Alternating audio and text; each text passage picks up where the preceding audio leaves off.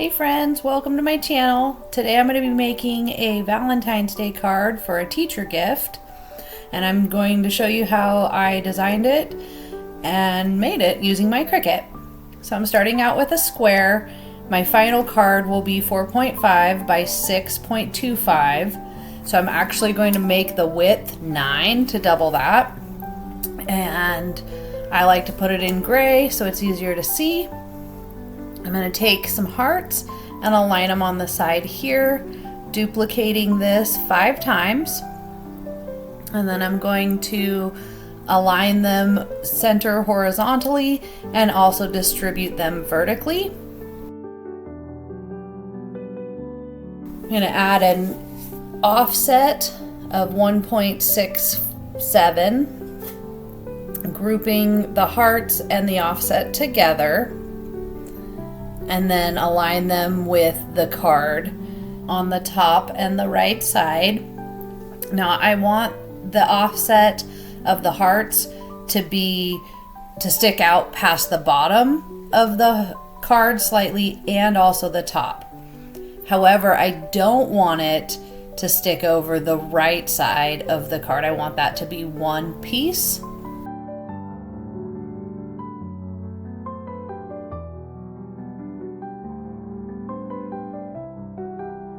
Now here I'm going to move the offset outside of the group. That way I can slice the offset out of the card. And then I'm just going to delete that slice result. So this part I made a lot harder on myself than it needed to be. I could have used the contour function down at the bottom and got rid of all of the elements I didn't want because I only wanted that piece there.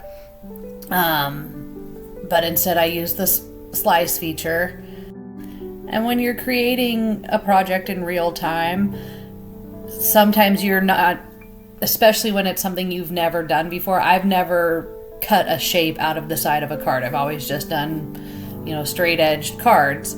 Looking back, I should have also duplicated my card before I sliced it the first time. Here is just creating another card shape. And then I'm going to take these two pieces and align them and slice the end of the heart shape off the side of the card.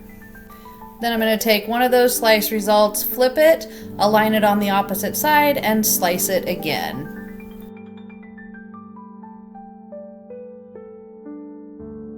And I'm going to go ahead and move that offset back into the group so I can align the hearts with the end of the card. Now that it's aligned, I'm going to go ahead and move that back out of the group so I can then slice the hearts out of the card, but I'm going to keep that offset because I will need it later. Once they are all sliced, I will delete all the hearts, revealing the cutout shapes. Now this offset that I had earlier, I'm going to use that to create the piece that will go behind the cutout. Once I'm happy with the alignment and the size, I'm going to go ahead and weld these two pieces together. Now I'm just double checking to make sure that everything will fit together in the end. I realized that I needed this piece to be completely flat on the bottom, so I'm just going to take another square and slice off the parts I don't need. After changing the color and aligning them, I went ahead and grouped them together. As I'm editing this video, I'm laughing at myself because I went through all the work of adding this score line and getting everything lined up and everything, and in the end I forgot to put my scoring tool in my Cricut when I made these, so this part didn't matter to me, but it's something you should do to make it easier on yourself. Because I'm making a pop-up card, I'm going to need an inside and an outside piece as well. So I duplicated it and changed the color. Now I'm going to be using a combination of score lines and cut lines to create the vase that the flowers will be held in and that will pop out of the inside of the card. The top and bottom lines on this are going to be basic cut lines.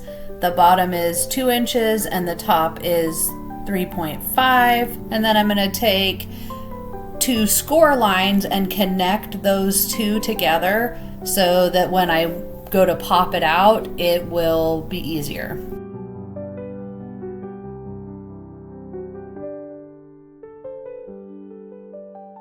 I did go ahead and hide the card so that I could see the grid line behind it to help me align these a little easier. And once everything was in place, I went ahead and grouped all the lines together with the card.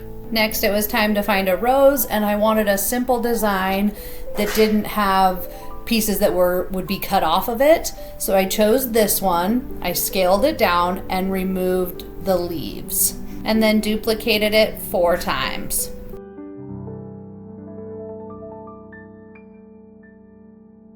I then aligned them vertically, put them kind of where I want them to go, and spaced them out. This part's not necessary, but it helps me when I'm designing a card to kind of just visualize it more.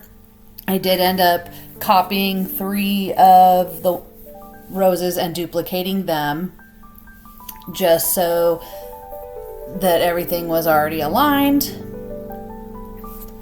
and placing them where I wanted them. I did go ahead and group the top and the bottom together and renamed those so that I could easily figure out what I was doing. While I was there, I went ahead and renamed the cards as well. Now I knew that I wanted my roses to have a stem with leaves, but the rose I chose didn't have that. So I went and found one that I liked and then sliced off the top of the flower, leaving the stem and leaves behind. Then I went ahead and changed the color and aligned these how I wanted them with the size and shape. I then went through and numbered the roses. That way it was easier for me when adding the stems to them to know which one it went with. Again, not necessary, but it was easier for me during this creating process. Once that was done, I went ahead and duplicated the 4 stems for the 4 top roses and placed those with their group.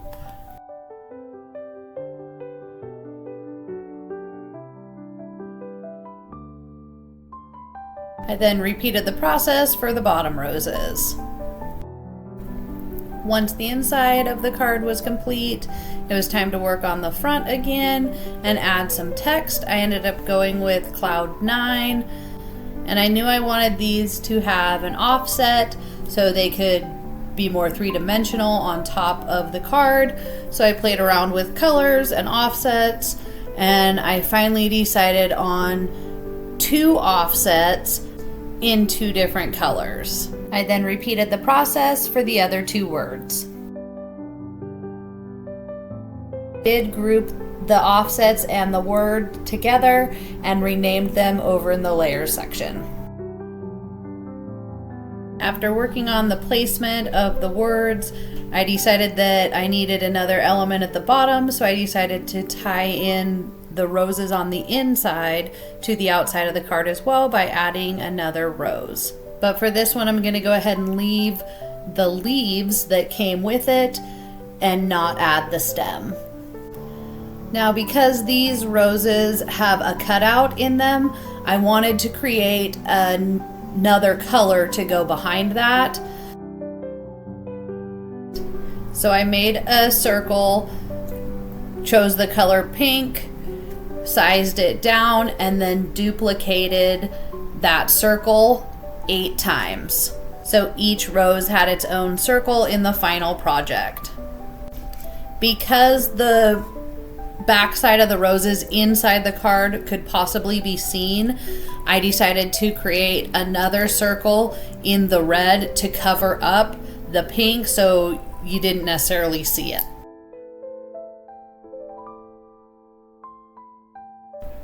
Once that was all done, I decided I didn't really want the vase to be white. I wanted it to be brown. So I duplicated the inside and took this trapezoid piece to kind of line it up, and it didn't line up quite right.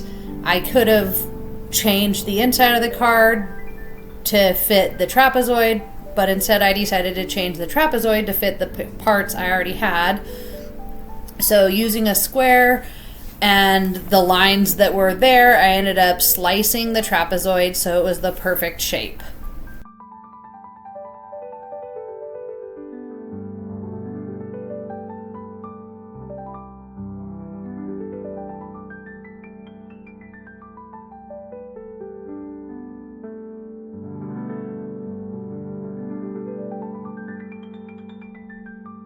Once that was done, I deleted the parts of the card I didn't need, leaving the score line, shortened that down, and then attached the line to the trapezoid.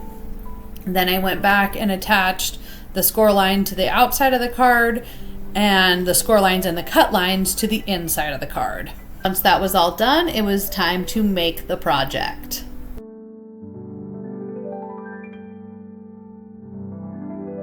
On some of these, I'm using 8.5 by 11 sized paper, and on others I am using the 12 by 12. So I went through and adjusted those.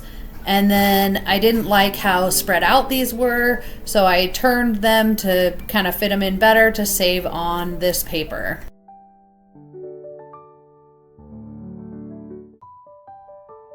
Because I was distracted by filming, I forgot to load that scoring stylist.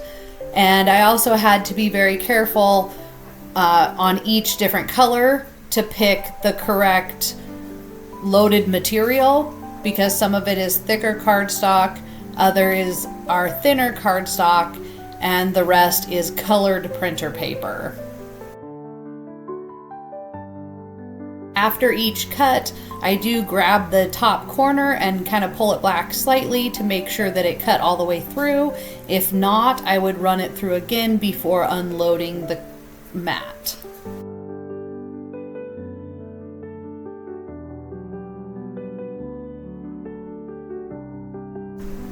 I decided to leave this part in because this is how I've actually done cards when I made them by hand before owning a Cricut. And this is just a nail art tool that has a round tip at the end that I use for painting and crafts. So I just used it to kind of score the paper so I could easily fold it in. After that was all done, it was time to attach all the elements, and I always use Aleene's tacky glue for paper projects because it's sticky enough and dries quickly.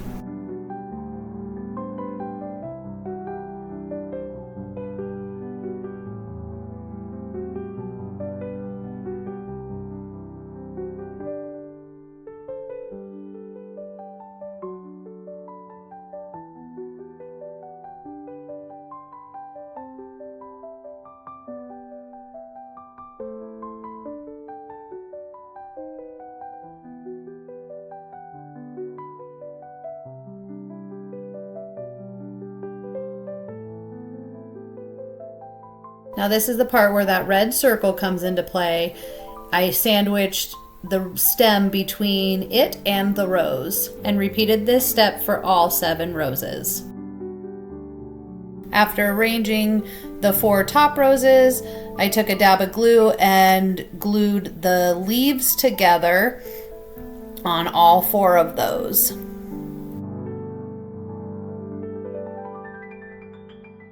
I then placed the roses in the card just so I could gauge where I needed them to be scored in between. And I ended up bending this in at first and realizing that I didn't like that final look, so I ended up bending it out at the end. So those are popped out. These front roses are going to be attached to the back side of the vase, so I'm just putting glue on their stem and putting them in their place.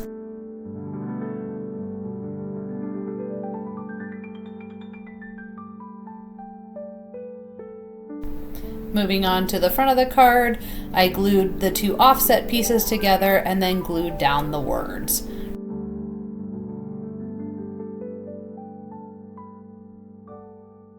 On small pieces like these letters, this is where the paintbrush comes in really handy. Once all those were done, I glued them to the front of the card along with the rose, and this project was complete. Now, I am no expert on card making, but I am learning and trying, and I enjoy it, and I hope you enjoyed it too. Until next time, bye!